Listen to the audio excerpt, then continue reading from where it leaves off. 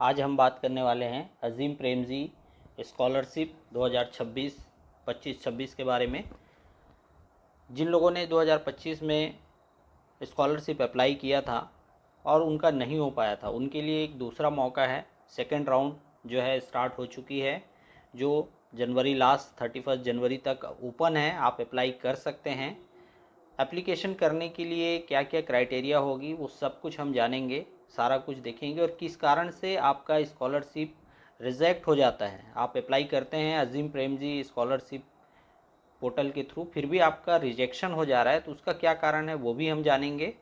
और अगर आप अप्लाई करेंगे तो आपके क्या क्या रिक्वायरमेंट होंगे, डॉक्यूमेंट्स क्या क्या होनी चाहिए, क्या एलिजिबिलिटी है, वो सब कुछ हम इस वीडियो में देखेंगे। तो आइए चलते हैं हमारे कंप्यूटर स्क्रीन में। उसके लिए आप सबसे पहले अपने मोबाइल पे या कंप्यूटर में गूगल क्रोम खोलेंगे। गूगल क्रोम में जाने के बाद आप वहाँ सर्च इंजन में सर्च कीजिए अजीम प्रेमजी स्कॉलरशिप, पोर्टल खुल के आएगा। उस पर आप सबसे पहले जो है उस पर आप क्लिक करेंगे, अजीम प्रेमजी स्कॉलरशिप, उसको आप क्लिक करेंगे। जैसे आप क्लिक करेंगे तो इनका ऑफिशियल वेबसाइट खुल के आएगा। ऑफिशियल वेबसाइट को आप थोड़ा ऊपर करके देखेंगे तो आपके यहाँ पे दो ऑप्शन दिया हुआ है, एक रजिस्ट्रेशन का और एक लॉगिन का। रजिस्ट्रेशन जो नया एप्लीकेशन डालेंगे सेकेंड राउंड के लिए उसके लिए है, ठीक है। और ऑलरेडी आप रजिस्टर्ड हैं तो आप यहाँ से लॉगिन कर सकते हैं। तो ये दो ऑप्शन हमारे पास है। और क्या क्राइटेरिया है उसको हम आगे नीचे स्क्रॉल करके देखते हैं। आप यहाँ से यहाँ से अपने लैंग्वेज सेलेक्ट कर सकते हैं, किस लैंग्वेज में आप सारी डिटेल पढ़ेंगे। हम हिंदी में बात कर रहे हैं, हिंदी सेलेक्ट करते हैं। सारा वेबसाइट हिंदी में है, आप सारी चीज़ें स्पष्ट रूप से पढ़िए। सबसे पहली चीज़ ये है कि ये स्कॉलरशिप किसके लिए है। तो ये उन लोगों के लिए है जो बच्चे फर्स्ट ईयर में पढ़ रहे हैं और वो फीमेल कैंडिडेट होनी चाहिए, फीमेल स्टूडेंट होनी चाहिए, और उनको 30,000 रुपये जो है सहायता राशि दी जाएगी उसके अकाउंट में। उसे एज ए स्कॉलरशिप प्रमोट करने के लिए, छात्राओं के लिए ये स्कॉलरशिप है, वो ग्रेजुएशन हो या डिप्लोमा को फर्स्ट ईयर में होना चाहिए। उसके लिए पात्र डॉक्यूमेंट क्या क्या हैं, तो पात्रता के लिए सबसे ज़्यादा ज़रूरी है कि वो 10th और 12th जो है किसी भी नियमित विद्यार्थी के रूप में पढ़ा हो और वो सरकारी स्कूल्स में पढ़ा हुआ हो। कोई प्राइवेट स्कूल नहीं होनी चाहिए, सरकारी स्कूल में पढ़ा हो 10th और 12th और नियमित रूप से पढ़ा हो। कोई भी जैसे डिस्टेंस एजुकेशन से पढ़ाई किया हुआ बच्चा नहीं होगा, वही बच्ची होंगी जिन्होंने रेगुलर पढ़ाई की हो 10th और 12th सरकारी स्कूल में। दूसरी बात यह है कि अभी वो जो है जिस भी राज्य में निवास कर रहे हैं उस राज्य का लिस्ट जो है यहाँ पे दिया हुआ है।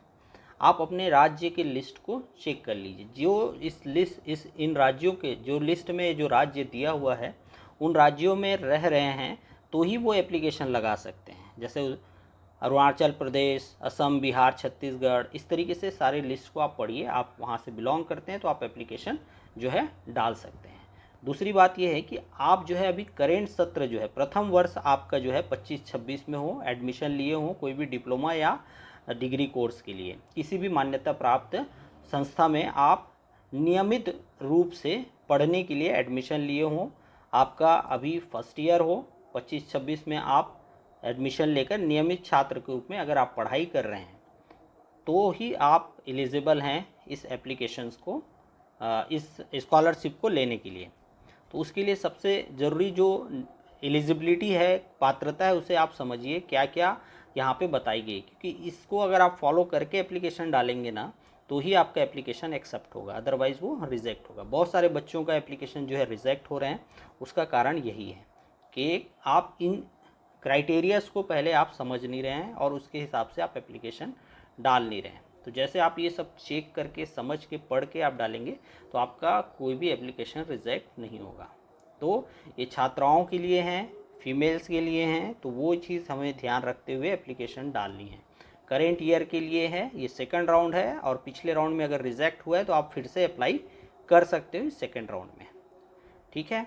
आगे हम देखते हैं कि ज़रूरी दस्तावेज क्या क्या है, डॉक्यूमेंट्स क्या क्या आपको लगेंगे। तो जब सबसे पहली चीज़ तो जो पासपोर्ट साइज़ फ़ोटो होता है वो आपके 6 महीने से ज़्यादा पुराने नहीं होने चाहिए, या तुरंत आप खिंचवाइए और उसी पासपोर्ट साइज़ के फ़ोटो को आप अपलोड कीजिए।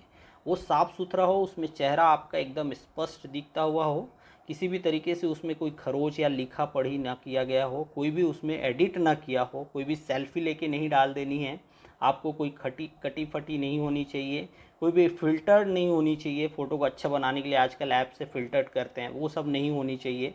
जो है एकदम साफ़ सुथरी क्लियर फ़ोटो होनी चाहिए और वो पासपोर्ट साइज़ फ़ोटो होनी चाहिए। दूसरी बात ये है कि हम जो डिजिटल सिग्नेचर अपलोड करते हैं वो प्लेन पेपर पे होनी चाहिए। जो इस पेपर से पे हम जैसे प्रिंट या कुछ भी प्लेन पेपर होता है ना, उसमें आपके सिग्नेचर्स जो है होने चाहिए, ना कि कॉपी की कोई पेज में आप साइन करके उसको अपलोड कर दें। कॉपी के पेज में जो है लाइनें होती हैं, इसलिए प्लेन पेपर में आपको साइन करके अपलोड करनी है। आपका आधार कार्ड बहुत ज़रूरी है, इस चीज़ को ध्यान रखिए। आधार कार्ड का जो है करेंट आधार कार्ड आप अपलोड कर लीजिए आधार कार्ड के वेबसाइट से, और उस आधार कार्ड को, क्योंकि वो कलर होता है, उसको आप यहाँ पे अपलोड करेंगे। तो उसको कैसे डाउनलोड करके अपलोड करना है, और डाउनलोड होने के बाद उसमें पासवर्ड डला होता है, कैसे उसे खोलना है, उस सारी चीज़ के लिए एक डिटेल वीडियो मैंने बना रखी है, आप मेरे चैनल पे जाके देख सकते हैं।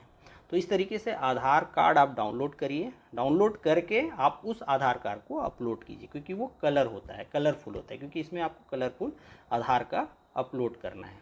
ठीक है, तो ये पात्रता आपको ध्यान रखते हुए ये डॉक्यूमेंट्स आपके रेडी कर लेनी है। अगर ये सब कुछ रेडी है तो ही आप एप्लीकेशन डालेंगे, तो वो रिजेक्ट नहीं होगा, ये याद रखिए, क्योंकि सबको मैसेज, मैक्सिमम लोगों को ये मैसेज आ रहा है कि आपका एप्लीकेशन रिजेक्ट हो गया है। ठीक है, दूसरी बात ये है कि आपका जो बैंक अकाउंट आप डालेंगे, बैंक अकाउंट के लिए भी बहुत ज़रूरी है कि वो क्लियर हो, उसका पासबुक होना चाहिए। पासबुक के फर्स्ट पेज पे आईएफएससी कोड के साथ प्रॉपर प्रिंट होनी चाहिए। अगर वो साफ़ सुथरी नहीं दिख रही है, पहली चीज़।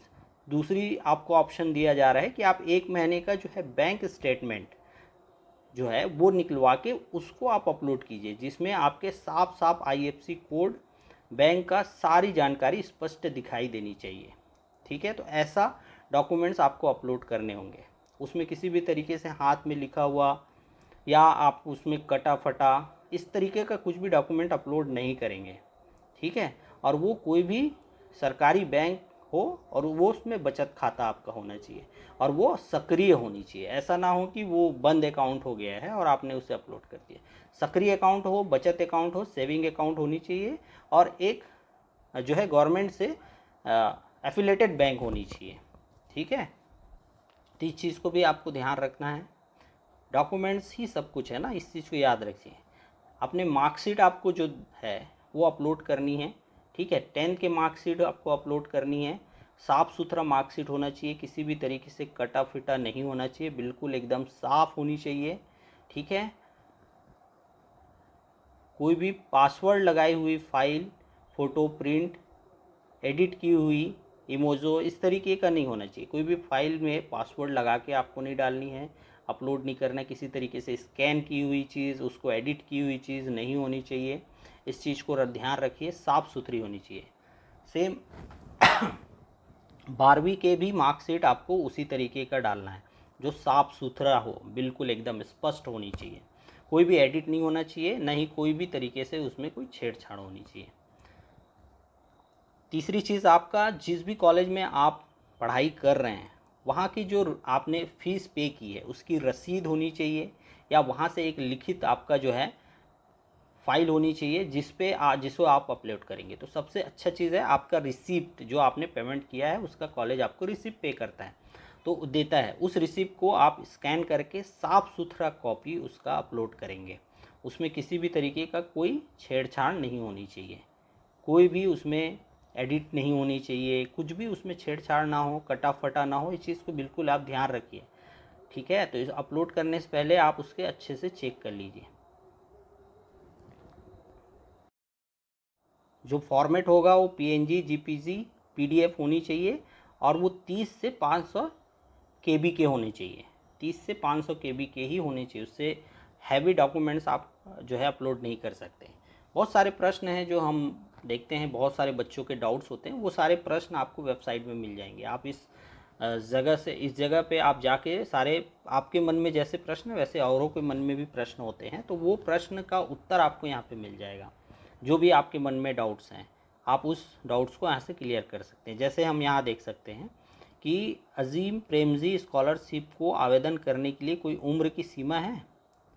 देखिए, ये प्रश्न का उत्तर यहाँ पे मिला है कि नहीं, इसके लिए कोई सीमा नहीं है। बस जो डॉक्यूमेंट्स आपको बताए गए हैं वो क्राइटेरिया आपका फुलफ़िल होनी चाहिए।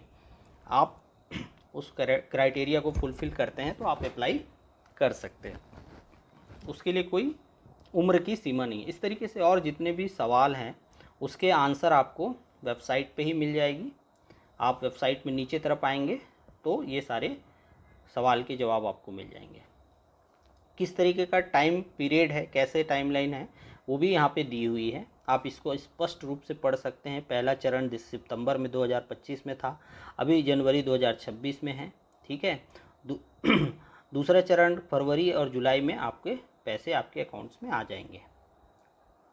तो इस तरीके से आपका ऑलरेडी रजिस्ट्रेशन नहीं है तो आप यहाँ क्लिक करेंगे। जैसे रजिस्टर करेंगे, क्लिक करेंगे, आप सबसे पहले आप यहाँ पे अपना फीमेल है मेल है ये चुनना है। तो ये ऐसे भी फीमेल के लिए है तो फीमेल ही आप चुनेंगे। ठीक है। वही बातें जो हमने पात्रता में पढ़ी है कि आप सरकारी स्कूल से 10वीं पढ़ाई की हैं, यस, अगर आप किए हैं तभी अप्लाई करें। अगर 12वीं भी आपने सरकारी स्कूल से की है तो ही अप्लाई करेंगे, तो यस करिए। आप उन प्रदेशों में ही रहते हैं जिस प्रदेश का लिस्ट आपको दिया गया था, अरुणाचल प्रदेश, असम, बिहार, छत्तीसगढ़, झारखंड, कर्नाटक, मध्य प्रदेश, मणिपुर, इस तरीके से उसको यस कीजिए अगर आप यहाँ से हैं तो। कोई भी सरकारी या निजी विश्वविद्यालय में आप प्रथम वर्ष में आप पढ़ाई कर रहे हैं, चाहे डिप्लोमा कर रहे हैं या फिर डिग्री कर रहे हैं, आप यस करिए। इस तरीके से चेक एलिजिबिलिटी पे आप क्लिक करेंगे तो आपको लिखा हुआ आ जाएगा कि आप इस स्कॉलरशिप के लिए पात्र हैं। ओके। अगर आप पात्र नहीं हैं तो आपको वहाँ पे ऑलरेडी लिखा हुआ मिल जाएगा। आगे प्रोसेस के लिए आपको यहाँ पे अपना रजिस्ट्रेशन करने के लिए अपना मोबाइल नंबर डालनी है। वो मोबाइल नंबर में OTP आएगा। OTP आने के बाद आप लॉगिन कर सकते हैं। अगर आपका ऑलरेडी पिछले साल आपने स्कॉलरशिप डाली है तो आपका लॉगिन ID बना हुआ होगा। तो आप अपना लॉगिन ID अगर भूल गए हैं, पासवर्ड भूल गए हैं, तो आप उसे रीसेट कर सकते हैं। रीसेट करके आप लॉगिन हो सकते हैं। जैसे आप लॉगिन करते हैं, लॉगिन होने के बाद आपका जो है वहाँ पे स्टेटस आप देख सकते हैं। जैसे आप ऑलरेडी आपके पास बना है तो आप लॉगिन करेंगे। जैसे लॉगिन करेंगे अपना यूज़र पासवर्ड डालेंगे, अगर भूल गए हैं तो रीसेट करेंगे। रीसेट करने के बाद आप लॉगिन हो सकते हैं, और अगर याद है तो आप सीधा पासवर्ड लॉगिन डालेंगे। तो उसके बाद अगर आपका पहले से आपने अप्लाई किया हुआ है तो आपका वहाँ पे स्टेटस जो है, करेंट स्टेटस जो है आपको दिखा देगा। जैसे ही आप लॉगिन करेंगे तो आपने पुराना जब लॉगिन किए हुए हैं, आपने एप्लीकेशन डाला हुआ है, तो वो आपको डिटेल दिखाएगा। रिक्वेस्टेड डिलीट, इसको आपको कुछ नहीं करना है। करेंट स्टेटस आप देखिए सबमिटेड दिखाएगा, और बाकी आपको कुछ भी नहीं करना है। आप देख सकते हैं अगर आपने एप्लीकेशन डाला हुआ है तो पुराना आपने ऑलरेडी आपका एप्लीकेशन डाला है तो आपको ये सब कुछ दिखाई देगा। अगर आपका रिजेक्शन है तो वो आपके मैसेज में आ जाएगा, आपके मोबाइल पे मैसेज आ गया होगा, और मैसेज के थ्रू आपको बता दिया जाएगा कि आपका एप्लीकेशन रिजेक्ट हो गया है कि आपका एप्लीकेशन सेलेक्ट हो गया है। तो उस हिसाब से फिर आप अपना जो है एप्लीकेशन डाल सकते हैं। तो इस चीज़ को आपको ध्यान देना है। आप ऑलरेडी अगर आपके पास लॉगिन आईडी है तो, और लॉगिन आईडी नहीं है तो आपका रजिस्ट्रेशन करना है। रजिस्ट्रेशन करने के बाद आपके मोबाइल पे OTP आएगा। आपके सारे डॉक्यूमेंट्स आपने सही शॉर्ट आपके पास हैं, जो जो क्राइटेरिया एलिजिबिलिटी आपको बताया गया है, तो वो इस तरीके से आप अपना रजिस्ट्रेशन कर सकते हैं। बाकी आप एप्लीकेशन कैसे डालेंगे, किस तरीके से आप अप्लाई करेंगे, उसके वीडियो आप बहुत जल्दी मेरे चैनल पे मिल जाएंगे, और आप किस तरीके से एप्लीकेशन डालेंगे वो सारी डिटेल आप मेरे चैनल पे देख सकते हैं।